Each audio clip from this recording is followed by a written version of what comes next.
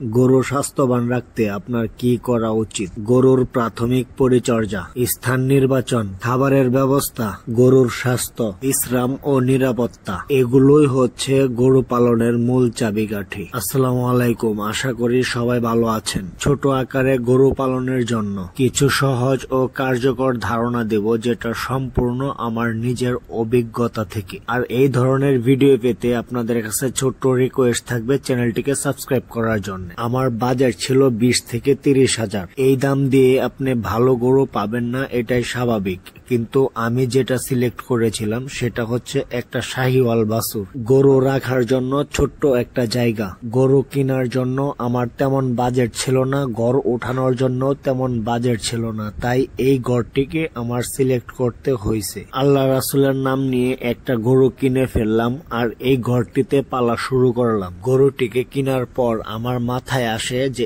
এই গরুটিকে আমি সব থেকে কম খরচে কিভাবে পালন করতে পারি। আমি টানা 1 বছর এইভাবে কাঁচা ঘাস খাওয়ায়া গরুটিকে পালন করলাম। এই গরুটা দিয়ে জাস্ট একটা ধারণা দিচ্ছি, আবার ভাববেন না যে এই গরুটাই আমি প্রথমে কিনেছি। না, এই গরুটা আমি প্রথমে কিনি নাই। আমার যে প্রথমে গরুটা কিনেছিলাম ওইটা অনেক আগেই বিক্রি করে দিছি।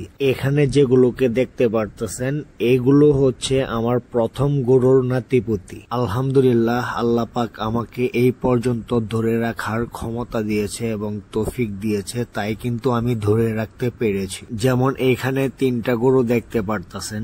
এই গরুটা হচ্ছে মা, তারপরে হচ্ছে এটার পরে হচ্ছে এইটা। তার মানে এইখানে 3টা গরু হয়ে গেছে আমার অলরেডি একটা গরু থেকে। আর আপনারা অবশ্যই আমার ভিডিওতে দেখেছেন যে কিছুদিন আগে এই বকনাটি আমার এই গাভী থেকে হয়েছে।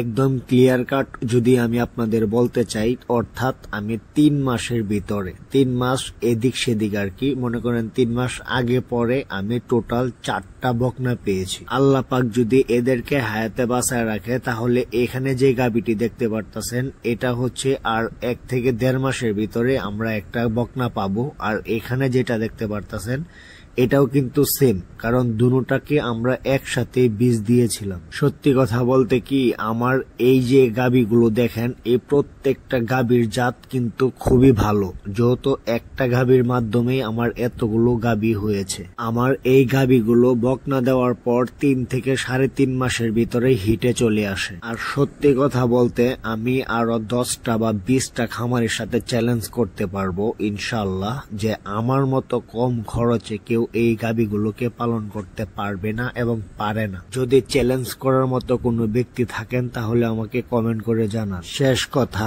আমার এই ভিডিও দেখে যদি আপনাদের মোটেও ভালো লাগে অবশ্যই লাইক কমেন্ট শেয়ার করতে ভুলবেন না। আর যদি আপনার কিছু জানার থাকে আমাকে কমেন্ট করবেন, ইনশাআল্লাহ আমি আপনাদেরকে জানানোর চেষ্টা করব। আসসালামু আলাইকুম, ভালো থাকবেন, সুস্থ থাকবেন।